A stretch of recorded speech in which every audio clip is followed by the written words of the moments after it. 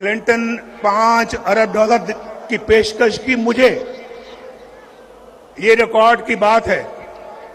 शायद हमारे वजारत खारजा में, फॉरेन ऑफिस में इसका रिकॉर्ड मौजूद होगा, निकलवा के देख लें। उसने मुझे 5 अरब डॉलर की पेशकश की थी या नहीं की थी। ये 1999 की बात है। आज 23-24 साल हो चुके हैं इसको। 5 अरब, आज तो 1-1 अरब डॉलर पिछली हुकूमत के लोग मांग रहे थे ना, 1-1 अरब डॉलर की भीख मांगते थे उस वक्त। 5 अरब डॉलर और मुझे कह रहा था कि पाकिस्तान के लिए देना चाहते हैं। शायद कोई, अगर मैं खुद लेने वाला होता तो 1-2 अरब मुझे भी मिल जाते।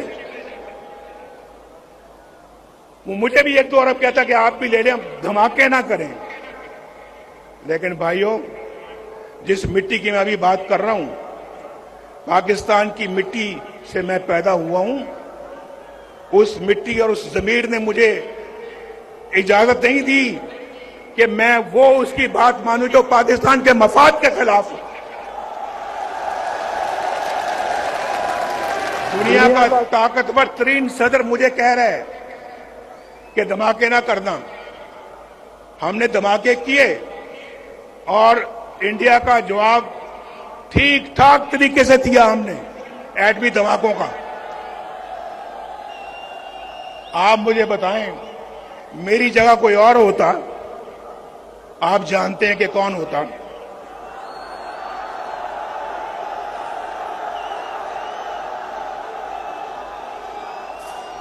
वो अमेरिका के सदर के आगे बोल सकता था, बोल सकता था। तो क्या इसी बात की पर हमें सजा मिलती है? इसी बात के लिए हमारी हुकूमतें तोड़ दी जाती हैं, हमारे खिलाफ फैसले सुनाए जाते हैं।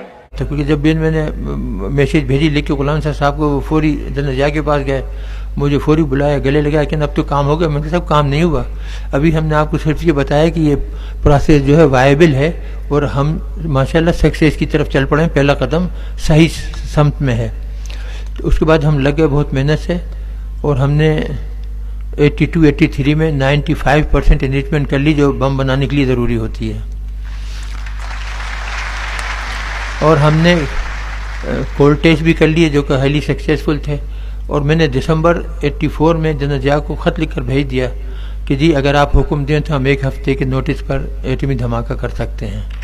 हम इस काबिल थे माशाल्लाह। जब मैं वो ख़त लेकर गया, उस ज़माने में जनरल मियाँ अब्दुल वहीद होते थे, उनके COS, उनको दिखाया। वो हमारे बड़े प्यारे दोस्त थे। तो वो फौरी जनरल जिया के पास गए, उनको बताया। उनके तो जनरल जिया ने कहा कि लेके आओ डॉक्टर साहब को अंदर। तो जनरल नहीं छोड़ में गए थे, तो मैं अंदर गया फौरी। तो जनरल जिया ने पहले तो पकड़ के दोनों हाथों से मेरा चेहरा, तो मेरे पेशानी पे प्यार किया, गालों पे प्यार किया, गले लगाया। उनका डॉक्टर साहब बस अब हो गया काम। अब गाली दे के कहा कि अब हिंदू हमारा कुछ नहीं बिगाड़ सकते।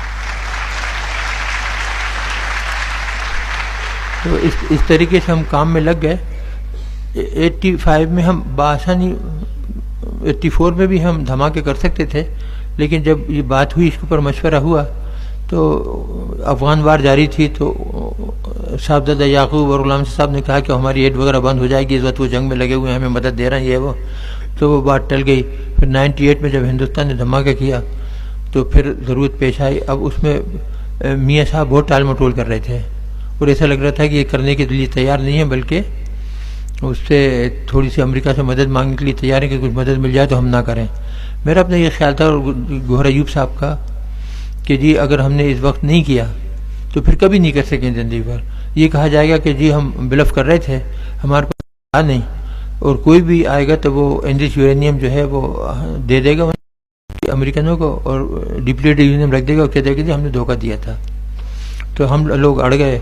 तो फिर भी वो मान नहीं रहे थे। फिर मैंने एक बहुत सख्त ख़त लिखा जो गौहर अयूब साहब ने अपने बयान में दिया है, जो मौजूद है नेट पर, कि जी जब मैं गया वहाँ मियाँ साहब से मिलने, तो शहबाज शरीफ ने बताया कि जी हम तो बारगेनिंग कर रहे हैं क्लिंटन से, अगर अच्छे पैसे कुछ सामान मिल गया तो हम ना करेंगे। तो देखिए अब क्या रिजल्ट था। तो मैंने फिर जब मुझे पता लगा तो मैंने ख़त लिखा बहुत सख्त कि जी अगर आपने इस वक्त नहीं किया तो मैं तमाम साइंटिस्ट को लेके अपने रिज़ाइन कर दूंगा और प्रेस कॉन्फ्रेंस बुला के सबको बता दूंगा कि हमारे पास हर सहूलत मौजूद है, हम 1 हफ्ते के नोटिस पे धमाके कर सकते हैं। और हुकूमत जो है ये लेट गई, प्रेशर में आ गई। तो फिर कहीं जाके वो माने और इस तरीके से 28 मई को ये जो धमाके हुए तो अल्लाह ताला ने हमें कामयाब किया।